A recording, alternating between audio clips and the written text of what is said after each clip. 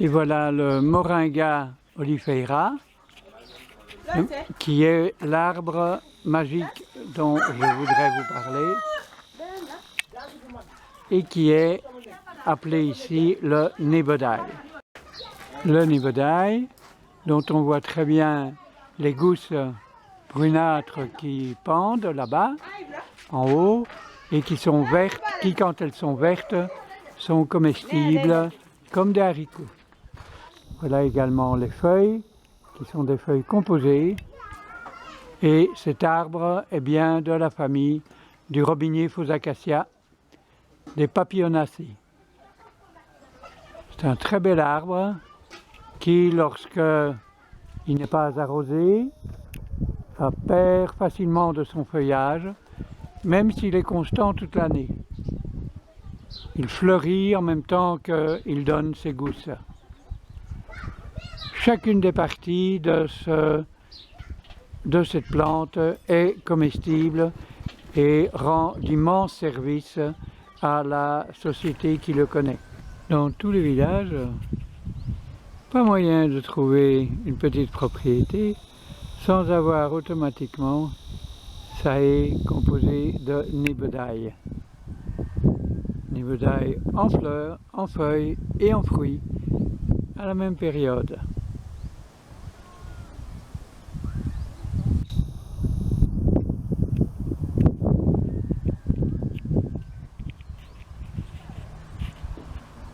Voilà, on voudrait bien vous parler maintenant de l'utilisation médicinale et culinaire.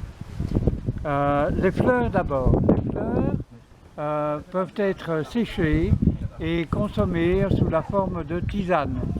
Ces tisanes qui ont des propriétés antitussives, ça empêche de tousser et ça permet aussi l'écoulement d'un nez bouché. Les fleurs sous forme de tisane soignent également, comme dit papa, ça soigne également les maux de tête. Oui. Et même les narines bouchées. Les narines bouchées, comme les feuilles. Dis, ouais. Oui. Ok, merci. Oui. Donc ça peut soigner l'hypertension, ça soigne les diabètes, ça soigne l'artérosclérose, ça veut dire que ça va jusqu'à nettoyer les artères de tous les dépôts de cholestérol qui a pu avoir lieu suite à l'absorption trop importante de sucre, de féculents, que ce soit sous la forme de riz, sous la forme de couscous, eh bien ça permet un dégagement de ces artères. Oui. Comme il y a énormément de vitamines dans toutes ces plantes, qu'elles soient séchées ou bien qu'elles soient fraîches, c'est un excellent aliment contre la malnutrition qui sévit malheureusement en brousse.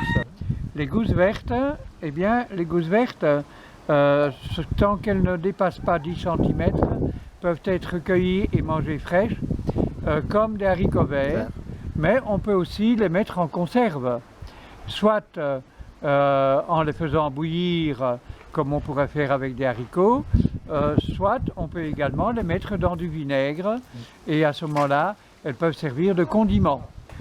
Ces gousses vertes, quand elles sont un peu plus grandes, on va dire qu'elles auront 15 cm à peu près, eh bien on peut retirer les graines qui sont à l'intérieur, et tant qu'elles sont vertes, on pourra toujours les utiliser comme petits pois. Oui.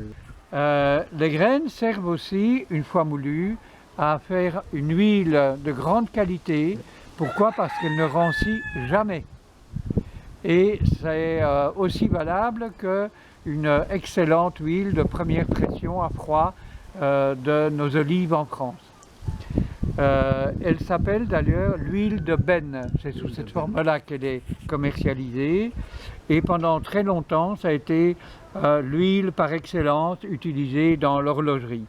Maintenant, on s'en sert comme huile alimentaire, mais également dans les cosmétiques, dans tous les produits cosmétiques. Oui. C'est vous dire la qualité de cette huile extrêmement importante et reconnue. Oui. Eh bien, les racines sont capables, elles, quand on cueille ces racines, quand on les coupe, il faut bien sûr les éplucher. Oui. Et papa va vous expliquer comment. Oui. Vas-y. Pour utiliser les racines, il faudra les éplucher, oui, et bien le mouler. En plus, le mélanger avec du beurre de karité. Oui. Oui, ça soigne aussi le nez bouché. Oui. Et même on peut aussi, quand on a le cou qui vous fait mal, il faut d'abord le frotter ici, au niveau du cou. D'accord. Oui. Et tu disais que c'était très poivré. Oui, c'était très poivré. C'est pourquoi on conseille les gens de ne pas l'enfoncer au niveau du nez. Il faut le mettre juste à côté. Oui. C'est pourquoi il est utilisé contre les serpents. Oui, parce que c'est tellement poivré. C'est pourquoi le serpent a peur du racine de nebedaï. Les graines de nebedaï sont en plus un dépolluant naturel des eaux grises et même marron. Donc les graines, quand on va dans la brousse, s'il y a le phénomène de malnutrition qui existe, des problèmes aux yeux, il y a aussi le gros problème de la boisson. Cette boisson, si vous prenez une bouteille, 2 bouteilles identiques, que vous les trempez dans de l'eau d'une mare dans laquelle les animaux viennent de patauger, uriner, déféquer, vous mettez cela dans une bouteille. D'un côté, vous ne faites rien, de l'autre, vous mettez 200 grammes de graines qui ont été concassées. Vous les mettez dans une étoffe et vous remuez cette étoffe dans le récipient pendant 10 bonnes minutes. Il faut vraiment bien agiter. Puis vous enlevez ces graines et vous attendez 2 heures. Au bout de 2 heures, vous allez voir que d'un côté, là où on n'a rien mis, l'eau est restée relativement brune, relativement opaque, tandis que de l'autre côté, l'eau est devenue très claire. Elle est pure avec à 90% sûrement. Est-ce qu'elle est déjà potable? Oui, elle est déjà potable. Si maintenant vous désirez avoir une certitude, vous prenez cette bouteille, vous filtrez l'eau avec un papier, avec un mouchoir, avec un filtre à café, et pour enlever tout ce qui s'est déposé dans le fond. Oui. Parce qu'en fait, en termes scientifiques, on va appeler ça, c'est la floculation. Et ça a formé des flocons. Oui, oui. Vous la mettez au soleil, donc on la solarise, pardon. Et cette solarisation, due aux effets des rayons ultraviolets, va rendre l'eau potable, cette fois-ci, à 99%.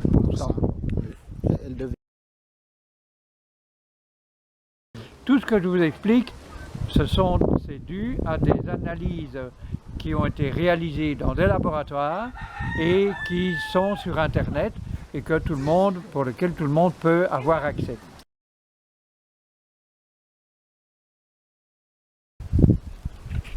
Bonjour François, aujourd'hui nous allons planter le nebedaï, plus connu sous le nom du moringa. Ok, merci. Mais pour commencer la plantation, il faut d'abord remuer le sable pour pouvoir permettre au sol de mieux se remuer pour la production du moringa. Parce que la plante doit avoir suffisamment du sable. Parce que le sable doit être plus remué pour que la graine puisse se reposer tranquillement. Mais la profondeur n'est pas importante. Comme vous voyez à ce moment que je fais ça. Vous voyez? Parce qu'ici, la profondeur n'est pas du tout importante. Et donc là maintenant on va déposer sur la terre, on va déposer simplement 3 graines par trou, c'est ça? Oui, ou bien 4, au minimum 4. D'accord, 4 plutôt. D'accord. Et après il faudra humidifier la terre? Oui, oui, oui. Mettre un peu d'eau. D'accord. Ok. Le sol est très dur. Mais c'est bon, ça va? Et voilà le domaine, là où nous travaillons pour le moment, qui s'appelle Les baobabs de la tranquillité. Ok, après avoir creusé les trous, nous allons maintenant commencer les semences. Et comme vous voyez, nous devons normalement sélectionner les bonnes graines, c'est-à-dire les meilleures qualités. Donc les plus grosses alors? Oui, les plus grosses. Vous voyez, c'est comme ça qu'on fait les semences. Vous voyez.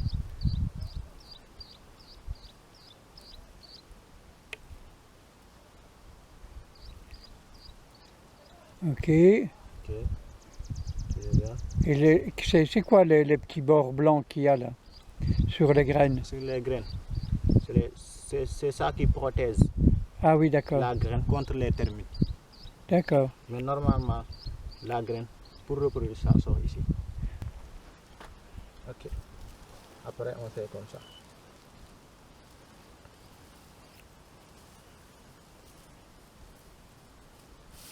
Ok. Et donc, tu en as mis combien alors de graines? 4, j'ai mis 4 graines. 4 graines, oui. D'accord. 4 graines, oui, maximum. Ok. Après avoir fini, on va prendre l'eau pour mettre dedans. D'accord. Ok. Ça va. Pour semer la graine. Le côté pointu, ça se pose sur le sol. Mais l'autre côté, c'est cette côté-là qui se tourne vers en haut. D'accord. Pour permettre à la graine de bien se reproduire. Mais si tu sèmes la graine comme ça, vous voyez, ça ne se développera pas. La graine finira par se gâter. Mais si vous la posez comme ça, oui, la graine se reproduit rapidement. D'accord, merci. Une des premières utilisations culinaires que je vous montre ici, c'est une sauce à partir donc de feuilles de nibodaï et qui nous est montrée par notre ami Omar, qui est le grand-père d'une foule de petits-enfants. Et c'est lui qui m'accueille chez lui. Merci Omar. C'est gentil. Merci. Voilà, on continue avec Papa, Oui. le fils donc de Omar. Vas-y. Oui, pour planter la bouture, il faut attendre. Quand on veut si on veut une bonne germination, on devra normalement attendre tout après la sortie de l'hivernage, parce qu'à ce moment, le sol devient humide, la nappe ne sera pas du tout profonde. Ça facilite aussi une bonne germination, la bonne germination. Mais à ce moment, à la saison sèche, si on plante la bouture, il faudra au maximum beaucoup d'eau.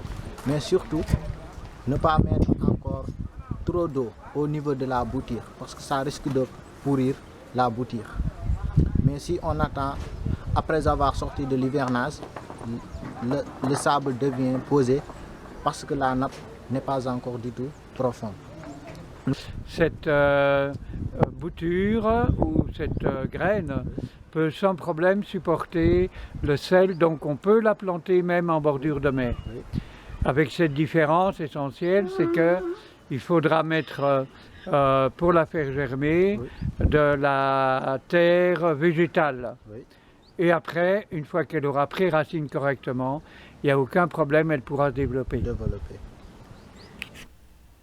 Voilà, on a donc coupé une grosse branche de nibodaï dont on a enlevé toutes les petites branches latérales et on l'a plantée dans un sol que l'on a préparé en y creusant un trou de au moins 30 cm de profondeur que l'on a rempli ensuite avec de la terre et de la cendre pour éviter et empêcher les termites de pouvoir venir grignoter et s'incruster à l'intérieur de ce bois. Merci à Omar pour tout ce travail qu'il est venu réaliser chez nous.